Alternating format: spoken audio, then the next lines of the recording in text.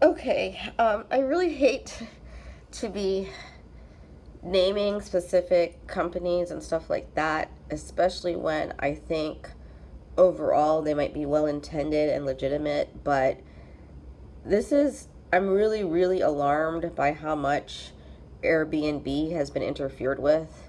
And that's just my personal experience. I didn't even think about it for like a couple of years, and I didn't try to use it for that long. And then it got me to checking now, like if there's some kind of a habit of organized criminals using, or I should say abusing, the Airbnb um, website, Airbnb.com, to help with their human trafficking activities. They're targeting to make targets more vulnerable. There's a lot of pre-trafficking, and in fact, I've been trying really hard just to update the about section because it used to hold the entire summary of snow yoke concerns, and now it does not. And so it only has a link, and I've always been much clearer about that, what the summary of snow yoke concerns is. And I just want, if since there's a much more limited a number of characters now, I'm wanting to just put that it's for raising awareness of pre-trafficking activities to help people recognize the signs early enough to avoid being trafficked in the first place, which is much more difficult to impossible to become extricated from, and the damage done would be impossible to erase. So, and for whatever reason, it keeps getting looped and looped around. I've not been able to update it. So anyway, but let me make a note of the time and date. It's 9:08 p.m. Eastern Standard Time on Wednesday. Sorry about that. Wednesday, May 2nd. Hold on. There we go. 2018. There, that shows the screen better. Sorry about the glare. Maybe I'll turn that off. Yeah, let me turn that lamp off.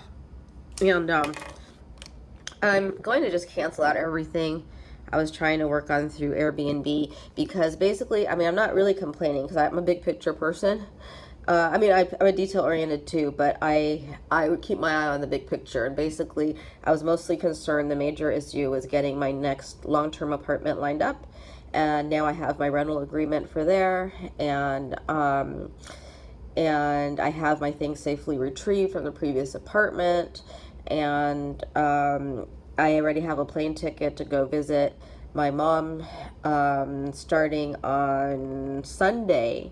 But all of a sudden, there's been a big spike in demand for hotels in the area. I only had a hotel arranged until tomorrow, Thursday the 3rd. Sunday is the 6th. So I was looking to make arrangements between the 3rd and the 6th because my ticket is a relatively low fare, non-refundable without, and not changeable without a significant penalty fare. But it looks like I'm just going to have to go ahead and cancel my pending request now with Airbnb and go forward from there. And I had not recorded the earlier conversations in the day because I gave them the benefit of the doubt. I'm actually not trigger happy in general to be pressing the record button. I actually might need to become faster at it, even though I'm faster than most people, when there's something to be suspicious about. But I basically, unless people give me reason to be suspicious of them, I tend to give them the benefit of the doubt to start with rather than the opposite. And let's see, there's something strange going on here with the communication. So now, about an hour ago, I get this message. Oh, and every single buddy I talked with when I called the Airbnb number today has either, I have a very good ear for this, but I'm not familiar enough with that locale to say definitively. I can say it is similar, but not necessarily, if not the same. Beyond that, I might not be able to make distinctions between neighboring countries, that kind of thing, for example. But so everyone I got transferred to either has a Russian accent or similar accent. So that might not be coincidence given other things that have gone on that I don't want to go on to right now. But anyway, so then I get this message. This person, English is not their first language either. We can tell this. Hi, Sahar. This Mitch from Airbnb, since you already created a new reservation and they list this number. I don't know if that's an accurate number or not, because there's so much wrong with this message thread that I did not actually bother to check the reservation number yet.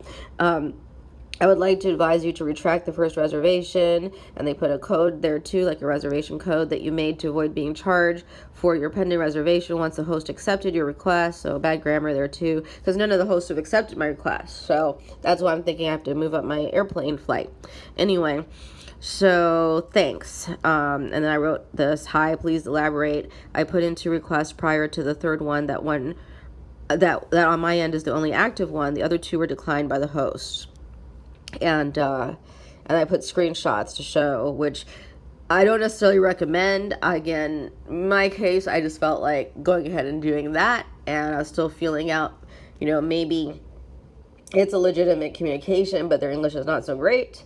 But, it's just more and more suspicious. Anyway, then they wrote, hi, you have 2 reservation in the private one in Manhattan, and they put this thing pending and the new one there, thanks.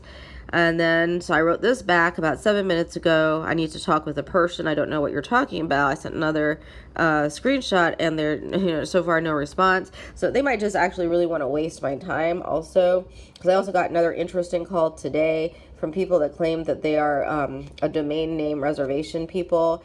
And they just decided to call me in the midst of this timing and all today to bother me about the fact that I have some domain names reserved that I haven't utilized. Like, I've paid for them, I've parked them. I've never heard of anybody being called before, being told it's some kind of a problem, that even though they're not actually behind or missing a payment or anything, it's like they're paid up on the domain name they reserved. They're making it sound like there's some kind of problem because, see, there's some kind of monitoring police there to monitor and call you and tell you there's a problem if you're not utilizing reserved domain names. I've never heard of this. So, and I made it very clear. I said, this is bad timing. Is there actually any kind of a problem? Like any billing issue, anything? He's like, well, no, not technically, not actually kind of a problem. And then his voice started looping around and around and around like they were using I think the only explanation I could really think of as the most in that context and all, I think that actually they were using some kind of a voice, what's the word I'm looking for? One of those programs that changes the way the voice sounds. So even though it sounded like a male, for example, it could even have been a female, or it could have just been computer generated. And it got stuck, and so then it was looping around, and then they disconnected themselves and never called back. So this has been the kind of stuff that's been going on. But and they claimed, because I asked to speak with the same supervisor I spoke with earlier in the day, I already spoke with one, and that person sounded helpful, although they did have the same kind of accent. And they said they were going to email me and call me back. It never happened. These people said they could not tell which supervisor that would be. Then they were like, oh, he left for the day. I said, it was a woman. And they said, oh, sorry, she left for the day. This and that. So it's just been like red flags left and right. And, well, let me just show something. And let me think where's the best place, because I need to guard more private information. But okay, here's a screenshot. See, I'm getting this message from the supposed Airbnb support at 7:59. I do have the one reservation pending. I'm getting ready to cancel that because I don't trust anything going on there. They were supposed to have tried to get hold of the host to get a response. And this is from, you can see now, that's a good at least 3 hours now. Which I know normally they have 24 hours, but obviously if you're looking to book for the next day and all, you don't know where you're going to be sleeping from the, the very following day and night, then that's, needs to be tended to sooner. So, and then one person had written me back that their place shouldn't even be listed with Airbnb at all. And another person wrote that actually it shouldn't have been listed as available. Basically, their language was sorry they blocked it off because they will be in town. So they're going to be in town using it. And they're saying that they did block it off. Now, exactly when they blocked it off, I don't know. But I will say that for my preliminary search as to this issue of organized criminals abusing Airbnb, that's something I saw is people complaining that they have real places, right? And somebody is listing their place without proper permission, etc., to lure people, So that's a kind of very analogous to other kind of scams I know about. Like, for example, when they use, in fact, I posted a video of this earlier this year. I believe it was still this year, 2018, or else maybe the end of 2017, when they use somebody else's image and pretend to be that person. Because clearly, if you know you're going to want to be doing criminal activity, you don't want to present your own photograph with your own name and all of that if you could help it, and you're sophisticated enough to think these things through in advance, patient enough and not just acting on an impulse without thinking things through. So they were using the image of a famous athletic coach, and I showed very clearly, I tracked things down through facial recognition, etc., that they're using a name that is not the name of the person whose image they were using, and the person whose image they were using is the famous athletic coach. So in that case, they were not impersonating that person per se, but they were fraudulently using that person's image. That's another reason not to hop up and down, like saying, ooh, if you recognize the picture, that athletic coach is trying to trick people or whatever, because it might, when it's online especially, it might not really have to do with the person whose image is being used or the person whose name is being used. Same even goes with these big companies. We're going to have to track down. I'm going to follow up when things settle down with somebody in headquarters of Airbnb that I'm able to know for sure is really Airbnb, because the way to know for sure, I'm going to have to initiate contact with them, unbroken contact, as in I'm going to have to call them or talk with a person live, depending on which city I might be in, and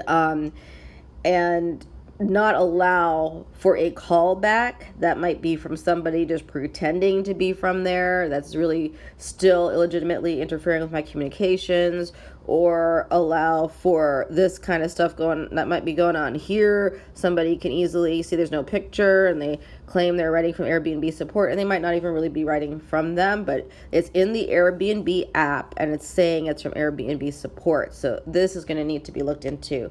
But yeah, I'm gonna close this out. I'm gonna try again to reach real Airbnb. I definitely called the number that is listed as the the toll-free number to be calling Airbnb, and they have a process, like they send you a text. You're supposed to click on the text. They send it to the number they have on file for you, etc., and you click on the text and confirm, that yes, you're contacting them now, etc., and continue with the call. But somehow it seems like still my communications are getting diverted, and I noticed the searches, things are changing actually too fast for that not to be getting grossly interfered with as well. I'm very experienced with travel arrangements, and I know that a lot of the things can change fast, but I saw very momentarily several reasonable, much more competitive options that I was getting ready to select, including for instant booking. So I'm not in this kind of danger of them charging, my card, even though it should be a hold that drops off after several days, but they charge against the card the hundreds of dollars it takes to support the place for the full reservation. And then when you're declined, then you've got to wait several, they get that money out aside right away, but then you have to wait up to 7 days, possibly even 10 days or so, to get that money back. So if they're able to keep interfering, see, one after the other, like they've done with me now at least 3 times, I've been hoping, this is the third one here to Mariama. I'm hoping that, at least in quotes, Mariama is the name listed there, if I'm really reaching a person with that name, see? So, and it's nothing against anybody who might be a real person with that name and that profile. It's with what's going on. It's way disproportionate, sorry, blocked it off. So it shouldn't have been listed there for those dates. Sorry, the place shouldn't have been listed at all, because they're supposed to be in the process of unlisting their home altogether from the service, the Airbnb service. And meanwhile, it's very hard to impossible to find any place that seems all right. And I don't mean to be picky or needing to be a luxury place, but just literally just all right, especially for a single female, for less than about $150. So 3 nights you're talking about, and even this is not even with adding, other surcharges and stuff. You're talking about a good say $450 there, $450 there, $450 there. So $1,350 they just tie up while you still don't have anything arranged, and they would keep going if you kept trying, you know. So I'm getting ready to cancel this and see what needs to be done to move up the flight. Okay, so thank you, and just everybody, please be careful. And again, try, even though I know this is all very agitating when these things happen, try to keep an eye on the big picture, and both in terms of what you need to do for your safety foremost, rather than be quarreling with somebody over the internet that may not even be who they say they are, and you know, or on the phone. And sorry, it got blurry here. Let's see what I can do. And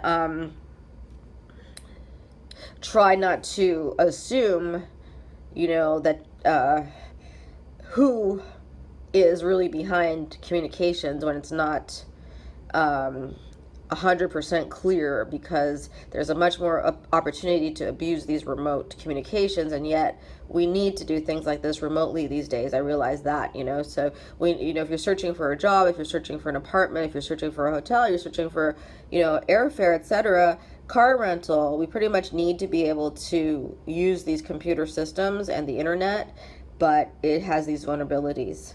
Okay, God bless everyone. Good night.